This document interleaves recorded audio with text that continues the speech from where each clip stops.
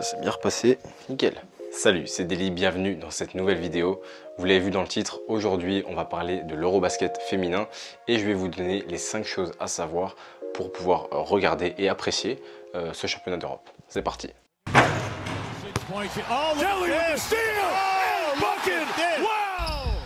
Pour commencer, ça peut être bien de savoir où est-ce que ça se déroule, quand est-ce que ça se déroule. Eh bien, on est quelques jours avant l'Euro. Ça commence le 17 juin jusqu'au 27 juin 2021 du coup, juste avant les JO. Pour les phases de poule, on aura 2 lieux d'accueil qui seront Strasbourg en France et Valence en Espagne, sachant qu'ensuite toute la phase finale se déroulera à Valence en Espagne. Donc on aura quand même la chance d'avoir quelques matchs à Strasbourg où l'équipe de France jouera, on en reparlera plus tard dans la vidéo.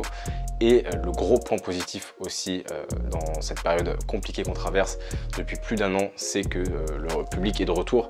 Vous avez vu qu'il y a des nouvelles normes qui ont été instaurées sur le retour du public, sur la capacité d'accueil des spectateurs. Et on aura la chance d'avoir 3600 personnes qui pourront assister au match à Strasbourg.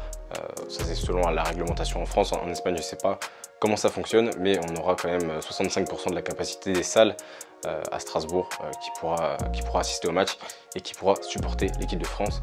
Donc ça c'est un point vraiment positif. Il me semble qu'il reste des places, donc si vous ne savez pas quoi faire à partir du 17 juin ou que vous habitez vers Strasbourg et qu'en plus vous ne savez pas quoi faire, eh bien, il reste des places. Il faudra le pass sanitaire, mais si vous avez l'occasion d'aller voir l'Euro, n'hésitez pas. La deuxième chose dont je vais vous parler, c'est les équipes qui disputent cette compétition. On a 16 équipes, 4 groupes de 4 qui se sont qualifiés du coup au préalable pour participer à l'Euro. Les groupes s'affichent pour vous à l'écran. Vous pouvez voir qu'on a 4 groupes assez différents, dont 2 groupes qui à mon avis vont être un peu plus corsés que les autres. Je pense notamment au groupe B avec la Serbie, l'Italie et la Grèce entre autres, et le groupe D de la France qui va être je pense un des plus compliqués avec la République tchèque, la Croatie et la Russie. Donc à voir comment les Français s'en sortiront. On va en reparler dans le 4e point. Mais voilà, en tout cas il y a des très bonnes équipes et c'est une parfaite transition pour le 3e point parce que j'ai envie d'évoquer avec vous les favoris, mes favoris en tout cas. Si je dois donner 3 équipes, il y aura la Belgique, la Serbie et la France. J'aurais pu mettre l'Espagne. Pour moi, l'Espagne a plutôt perdu en puissance sur les dernières années. Il y a d'autres équipes qui sont en train de monter. La Serbie, on a un groupe avec beaucoup de joueuses confirmées.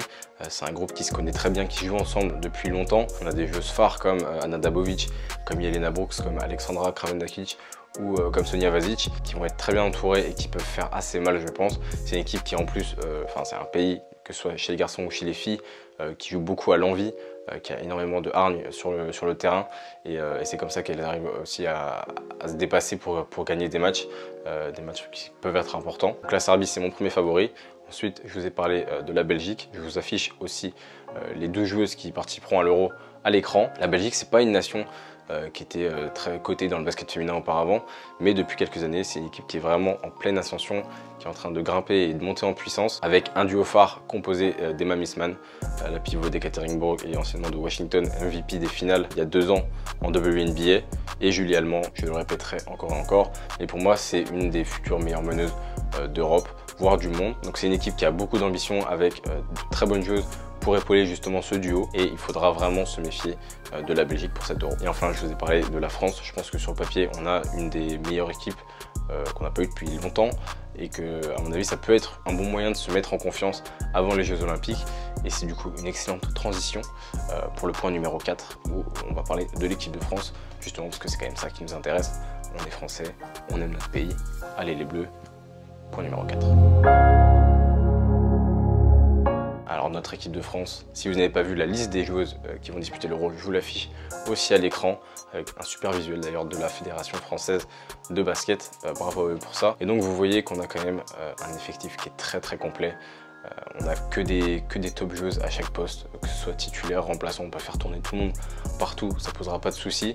C'est un groupe qui se connaît aussi très bien puisque c'est des joueuses qui ont l'habitude de jouer ensemble depuis de nombreuses années, qui ont évolué ensemble en club ou voilà, qui à travers l'équipe de France se connaissent très bien. On a en plus une valeur ajoutée avec l'ajout récent de Gabby Williams à ce groupe, qui est du coup américano-française, franco-américaine comme vous voulez, mais qui en tout cas peut jouer pour la France, et c'est très bien de l'avoir récupéré parmi l'équipe de France, parce que c'est une joueuse que j'adore, que je trouve très complète, un profil très athlétique, très offensif, mais qui peut aussi très bien défendre. Donc ça va apporter un profil vraiment différent sur le poste 2-3 qu'on n'avait pas avant. Donc ça c'est très intéressant. Et puis si on prend le 5 majeur type, Olivier Poupa, Marine Johannes, Valerian Vukosavljevic ou Gabi Williams, Alexia Chartoro, Sandrine Gruda, au niveau européen, je pense qu'on ne peut pas faire mieux. Et en plus, toutes ces joueuses ont confirmé qu'elles s'entendaient très bien, qu'elles arrivaient très bien à se trouver avec les matchs de préparation qui ont eu lieu et qui étaient diffusés sur YouTube, sur Sport en France. Une phase de préparation où notamment Sandrine Gruda est devenue la meilleure marqueuse